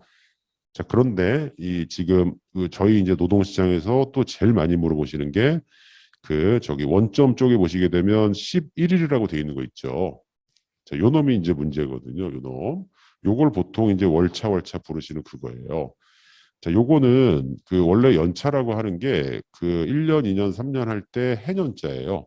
해년자에다가 이을차자거든요. 이을차. 그냥 우리나라 말로 하면 연에 이어서 발생한다기 때문에 연을 무조건 채워주셔야 돼요. 재직을. 근데 1년이 안 된 사람은 휴가적 근거란이 없다 보니까 이 월에 하나씩 누적시켜서 11일까지를 원래 미리 부여했어요. 미리. 그러니까 대출 끌어오듯이 미리 땡겨 쓰는 거예요. 15개에서. 그래서 아무리 이걸 많이 써도 15개에서 까기 때문에 15개라고 하는 그 존재 자체가 고정이 돼 있었는데 현재는 법이 개정이 돼서요. 11은 11대로 15개는 15개대로 따로 놀아요. 그래서 둘이 합산을 하게 되면 그 좌측 그 위로 가시게 되면 26일이 하나 있어요. 휴가일수 26일. 이거는 11일 더하기 15로서 1년 미만의 구간에서 11, 1년이 됐을 때 15개에서 최대 26일까지 발생을 해요. 단 입사한 지 1년이 될 때까지만요. 1년이 지난 시점에서는 이런 거 없습니다. 요거. 예, 그래서 연차가 이렇게 올라가고요. 이거를 그 관리하지 않으시고 부여하지 않으시면 나중에 연차 휴가 수당이라는 걸로 바뀌어요. 그러니까 돈으로 환산이 되니까 이게 좀 민감한 주제라는 거예요. 네, 근데 오늘은 이제 개수 정도까지만 제가 말씀을 드리고요. 두 페이지 넘기시게 되면 아까 이제 말씀드리긴 했는데 그 공휴일 연차 대체 불가라는 이제 주제가 있어요. 네, 여기 떠 있는 요 화면 여기 보시면요. 그 중간에 표만 볼게요. 그 중간에 표를 보면요. 그 대상 기업 맨 마지막 줄 보세요. 연번 3번 보시면 상시 5인 이상 30인 미만 기업. 이제 상시 근로자 수 5인 이상이 뭔지 아셨잖아요. 여기에 해당하는 기업은 내년도 1월 1일부터 이른바 관공서 휴일이 진짜 법정 휴일로 바뀌어요, 이제. 지금까지는 법정 휴일이 아니라 약정 휴일이었거든요. 바뀌기 때문에 휴일을 연차로 대체하는 거는 논리상 말이 안 되잖아요. 일요일을 연차로 대체하자. 이건 말이 안 되기 때문에 그게 안 돼요. 그러면 저희가 실무적으로 정리하실 거는 5인 미만은 영원히 상관없는 거고요. 5인 이상이라면 내년부터는 가동일수가 훅 떨어지겠구나. 요거예요. 그래서 연차 대체가 올해까지만 되는데 올해 뭐 몇 달 안 남았기 때문에 사실상 이제 안 된다고 보시면 되고요. 그리고 다음 페이지 넘기시게 되면 그 대체 공휴일이 갑자기 이제 적용이 확대가 됐어요. 그 밑에 그 표가 있죠. 아니 그 박스가 있는데 그 박스의 첫 번째 세모를 보시게 되면요. 공휴일이 주말에 겹치는 경우 주말 이후 첫 번째 평일을 대체시킨다 이렇게 돼 있고요. 그 밑에 두 번째 세모를 보시게 되면 이게 법이 개정이 되기 전에는요. 그 국경일인 대체 공휴일이 거기 써 있죠. 설날 연휴, 추석 연휴, 어린이날 돼 있거든요. 현재는요. 여기 개정이 되기 전에는 설날 연휴 3일이고 추석 연휴 3일이잖아요. 그 3일이 일요일하고 중복되면 그 다음에 첫 번째 평일로 대체가 되고요. 어린이날은 일과 가정 양립하라고 토, 일하고 중복이 되면 월요일이 대체 휴일로 지정이 돼서 이 세 개밖에 없었어요. 근데 이번에 추가가 된 거는 그 절자 들어간 날 있죠. 국경일. 그러니까 3.1절, 광복절. 3.1절하고 광복절은 이제 일제시대하고 다 관련이 돼 있고요. 뭐 개천절하고 이제 한글날은 다 아시잖아요. 이게 지금 추가가 됐어요. 추가가 돼서 이날들은 토하고 일요일하고 중복되면 이제 월요일이 다 휴일로 바뀌어버려요. 그래서 첫 타로 지금 그 10월 3일이 토요일이거든요. 예, 일요일인가요? 하여튼 그날이 다음 날로 지금 개천절이 하루 더 쉬고요. 한글날이 아마 이게 토요일일 거예요. 요게 11일 날로 대체가 돼요. 그래서 지금 이제 일반 좀 30인 이상 사업장 다니시는 분은 다 이렇게 쉬시게 되거든요. 근데 제 시계가 아니 시계래요. 그 전화기가 아이폰인데 아이폰 달력에는 얘가 반영이 안 돼 있더라고요. 예, 근데 아마 국내 휴대폰은 아마 반영이 돼서 뜰 거예요. 그래서 이렇게 확대가 됐습니다. 그래서 내년도에는 휴일을 좀 많이 부여해 주셔야 되는 상황에 직면을 했어요. 그리고 직원들이 더 잘하세요. 이거는 기가 막히게 합니다. 이런 것들. 자, 그리고 그 다음 페이지 이제 가시게 되면 이제 거의 이제 마지막 주제인데요. 특약사항이 있어요. 그 특약사항에서 아까 제가 시용이라는 거 한번 말씀드렸잖아요. 그게 이제 수습하고 혼재가 돼서 쓰여서 이것 때문에 낭패 보시는 경우가 있어서 넣어놨는데요. 그 우측 하단에 보면 시용이라고 한자까지 써놨어요. 이제 시험 볼 때 시자에 쓸 용자 해서 시험에서 쓴다라는 거예요. 그 뜻을 보시게 되면 본 채용 전에 일정 기간 근로자의 적격성을 시험함 이거고요. 그 왼쪽으로 싹 가시게 되면 수습의 의미가 나와 있어요. 본 채용 후에 이미 본 채용이 됐고 실무에 필요한 기술과 지식을 가르치는 기간이 수습이에요. 그러니까 신분 차이가 어마어마한 거죠, 사실은요. 예, 그래서 근로자 입장에선 수습이 좋고요. 사업주 입장에선 시용이 좋은 거예요. 근데 이도저도 아니고 나는 확실하게 검증하겠다 그러면 아예 근로계약 기간을 설정하시라 이거예요. 아예 기간제를 뽑으시라는 거거든요. 예, 그거 체크하시고 자 그리고 이제 한 두 페이지만 보시면 끝나거든요. 예, 지금 줌으로 들으시는 분은 막 더 지겨우실 텐데 예, 두 페이지 남았습니다. 보시면 자, 단시간 근로자의 근로계약서 아까 제가 처음에 서두에 보여드린 건 정규직 계약서였고요. 단시간 계약서인데 이거는 표준 근로계약서를 제가 퍼온 거예요. 여기서 주목하실 건 뭐냐면 뭐 다른 내용은 정규직하고 다 똑같아요. 근데 아까 제가 소정 근로 시간 되게 중요하다고 그랬잖아요. 그 허들을 정해 주셔야 돼요. 요일별로. 그거를 이 중간에 표가 이렇게 떡하니 들어가 있죠. 노동부 양식도. 그래서 무슨 요일 날 몇 시간 하기로 했는지를 정해야 이게 진짜 연장 근로인지 아닌지를 정확하게 판단하거든요. 그래서 아르바이트에 쓰시는 파트타임 고용하시는 대표님께서는 노동부에서 점검 나오면 이거 없으면 무조건 과태료 부과한다고 그러거든요. 그래서 요일별 근로시간을 반드시 넣어주셔야 돼요. 제가 예를 들어서 이제 뭐 도급업체나 그 파견업체가 많은 쪽에 강의를 가면요. 마지막에 여기다 넣는 계약서에 약간 튜닝하는 거는 파견 계약서를 넣어요. 그리고 이제 기간제 많은 쪽에는 기간제 근로계약서를 넣는데 오늘은 이제 소상공인 쪽이다 보니까 제가 요걸 갖고 왔고요. 그다음에 그 다음 페이지는 그냥 그 저 앞에 양식이 좀 약간 깔끔하지 못하다 그러면 그 필수 기재 사항만 들어가면 되기 때문에요. 그 요렇게 그냥 표로 자체적으로 정리하셔가지고 그 소정 근로 시간을 요일별로 기재하셔도 된다라는 거예요. 그럼 이제 오늘 들어보셨으니까 그 표에 토요일은 휴무일이고 일요일은 주휴일이다. 요 의미는 이제 어느 정도 아실 거예요. 예, 이렇게 해서 근로계약서를 잘 작성을 하셔야 사업하시는데 이제 좀 안전장치를 하면서 할 수 있다라는 거거든요. 자, 그래서 여기까지가 오늘 이제 준비한 2시간 강의 여기 근로계약서 관련 주제였고요.